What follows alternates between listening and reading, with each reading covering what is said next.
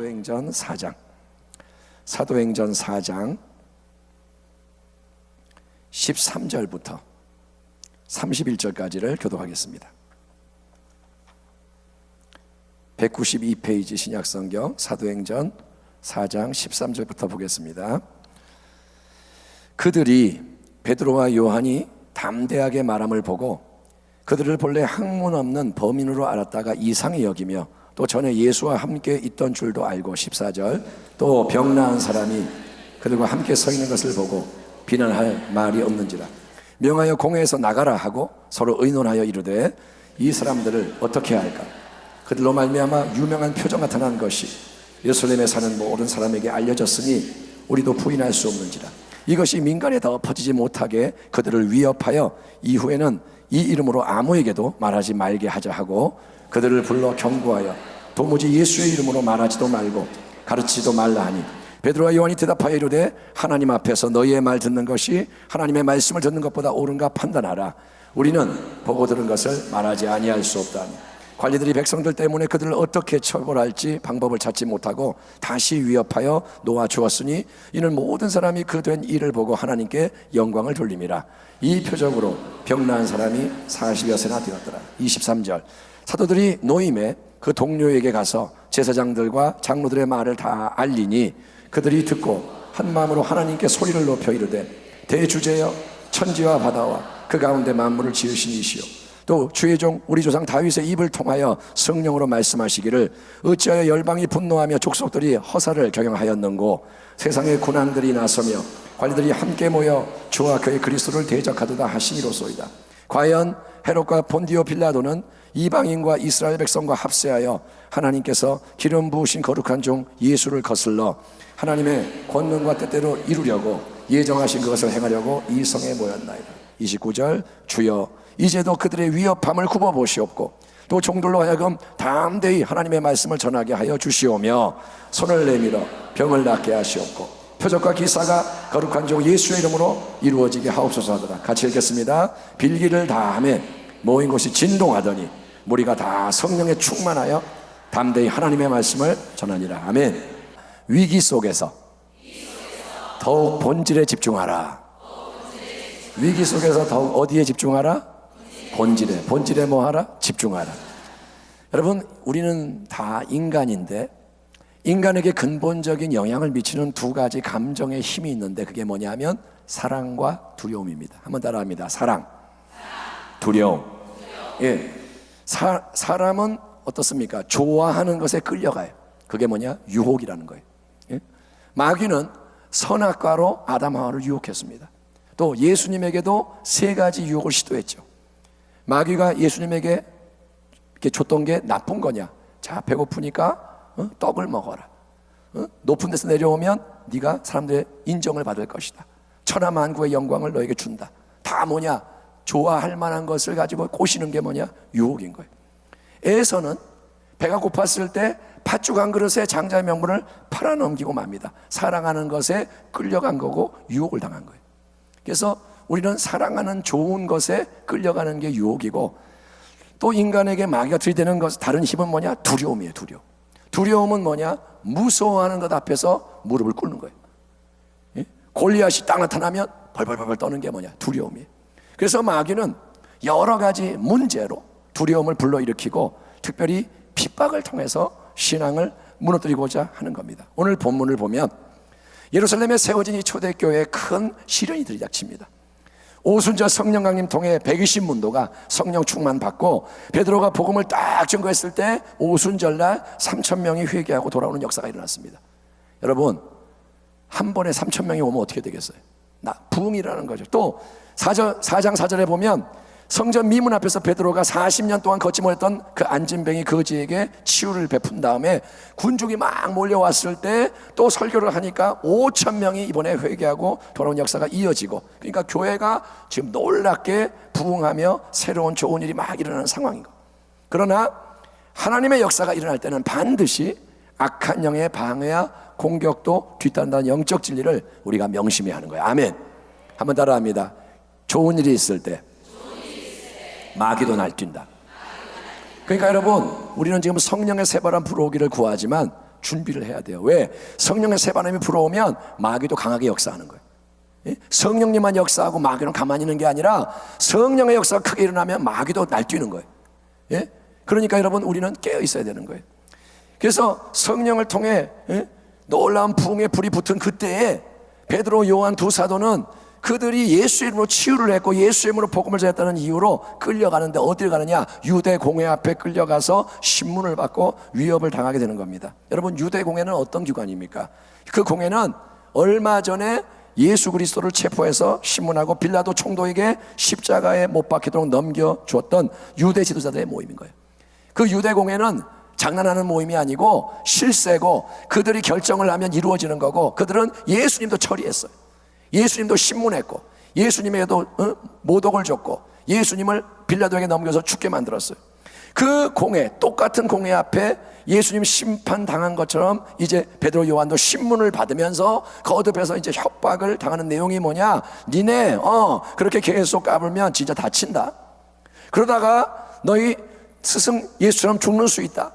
이번에는 이렇게 좋은 말로 끝내지만 한 번만 더 예수 이름으로 가르치거나 예수 이름으로 네가 뭘 행한다면 그때는 인정사정 볼 거 없이 너희도 끝장날 줄 알아. 너네 마지막 경고다. 여러분, 간교한 원수 마귀는 유대 공회라는 이 기관을 사용해서 사도들과 교회에게 뭘 주느냐? 두려움을 주는 거예요. 그래서 굴복하게 공격을 하는 겁니다. 이제 너네 무릎 꿇어. 까불고 있어. 확 죽여버릴까 보다. 굴복하게 만드는 거예요. 이 문제의 상황, 위기의 상황에서 사도들과 교회는 그러면 어떻게 하느냐? 23절 24절 사도들이 노임에 그 동료에게 가서 제사장들과 장로들의 말을 다 알리니 그들이 듣고 한 마음으로 하나님께 소리를 높여 이르되. 자, 베드로, 요한은 유대공의 협박을 받고 걸음아 날 살려라 도망치지 않았습니다.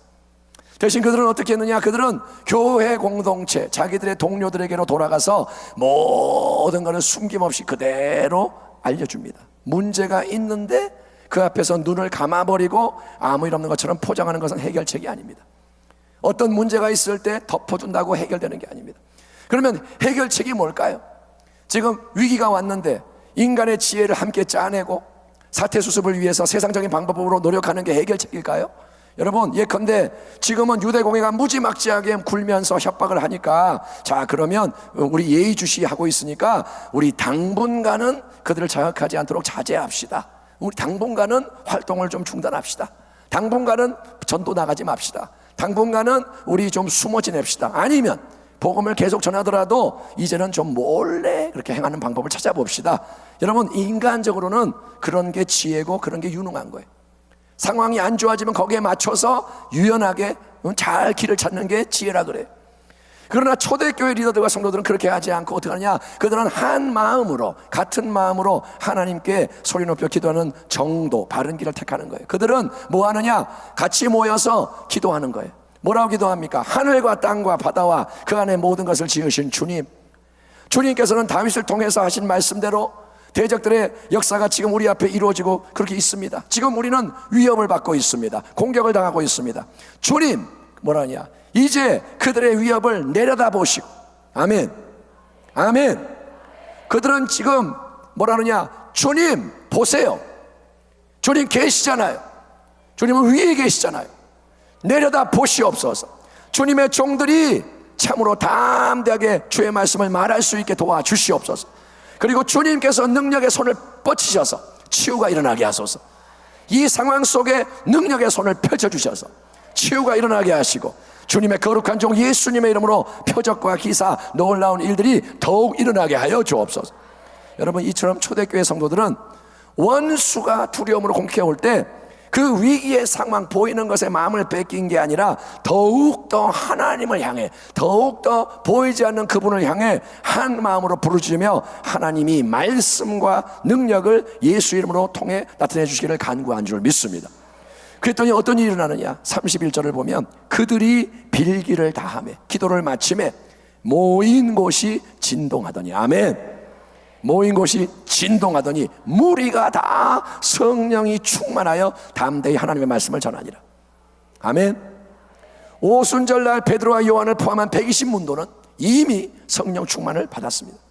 이미 성령을 받았어요. 그러나 유대공의 위협이 거세지고 두려움이 고개를 드는 상황 속에서 온 교회가 다시 일심동체되어 하나님의 새 은혜를 구했을 때 하나님은 그들이 모여 기도하는 그곳이 진동하도록, 즉 권능이 실질적으로 부어져서 느껴질 수 있도록, 이 땅에 저항하는 게 무너지도록, 터가 움직이도록, 길이 새롭게 열리도록 하나님은 성령을 새롭게 충만히 더 부어주셔서 새로이 교회에 들어온 성도 3,000명, 5,000명 새로 들어온 그 성도들까지도 모두가 하늘의 능력과 자원으로 무장될 수 있도록, 그래서 더 담대하게 능력으로 복음을 전하며 승리하도록 역사하신 줄 믿습니다.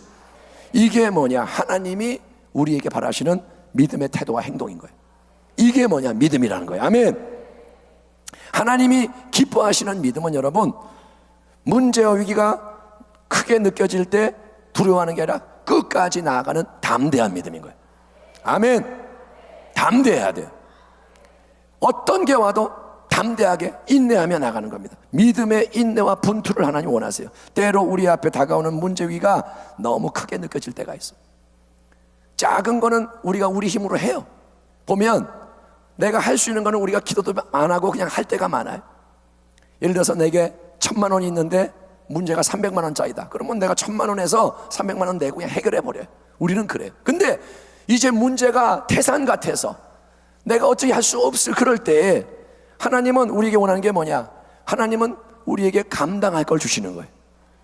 한번 따라합니다. 어떤 일도 하나님 알고 계신다. 여러분, 이 일이 왜 내게 일어나냐? 하나님이 허락하시는 거예요. 하나님은 욥을 사탄이 시험할 때 그의 몸 건들지 마라, 그 다음에 생명 건들지 마라, 하나님이 선을 그세요. 마귀는 지 맘대로 역사할 수 없어요. 하나님이 허락하시는 만큼만 마귀가 건들 수 있다는 거예요.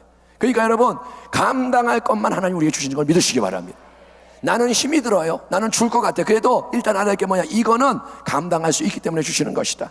그리고 여러분, 내가 뒤로 물러가거나 새길로 빠지면 안 되고, 여러분 문제가 클수록 우리는 어떻게 하냐? 기도를 하는 거예요. 기도를 하되 한 마음으로 기도해야 돼요. 나 혼자 기도하는 게 아니라, 베드로 요한이 둘이 혼자 기도한 게 아니라 이걸 알려서 온 교회가 모여서 한 마음으로 합심하여 그들이 기도할 때 어떻게 기도냐? 부르짖어 기도했어. 부르짖어 기도하는 건 뭐냐? 그거는 간절한 강력한 기도인 거예요. 기도를 할 때 하나님 뭐 좀 도와주세요 이거 하고 주여 도와주세요 이거 하고 어떤 게 더 강력해요? 부르짖는 게 강력한 거예요. 여러분, 순복음은 감사하게도 부르짖는 기도를 아는 그런 교회입니다. 아멘. 근데 더 부르짖을 수 있다는 거예요. 제가 해보니까 그래요. 목소리가 바뀌어요. 내 속이 바뀌어요. 예? 여러분, 소리도 자꾸 내야 커지는 거예요. 그리고 세상에서는 소리 큰 게 안 좋지만 주님 앞에서는 소리 지르는 게 좋은 거예요. 하나님은 너는 내게 부르짖어라 라고 말씀하세요. 너 목소리로 부르짖어라. 생명을 다해 부르짖어라. 내가 응답할 것이다. 네가 알지 못하는 크고 은밀한 일을 내게 보일 것이다. 여러분, 부르짖지 않으면 받지 못해요. 하나님 주려고 예배했는데 내가 안 구하면 얻지 못해요. 근데 위기가 왔기 때문에 우리가 합심하여 만약에 부르짖는다면, 하나님 이 위기는 내가 감당할 수 없으니 하나님 은혜를 베푸시옵소서 라고 부르짖으면 하나님은 성령을 더 충만하게 부으신 줄 믿습니다. 그래서 넉넉히 이기게 하시는 거예요. 여러분, 조그만 잔에 물을 조금 담는 거하고 큰 잔에다가 달 담는 거하고 잔 큰 거에 담으면 좋잖아요.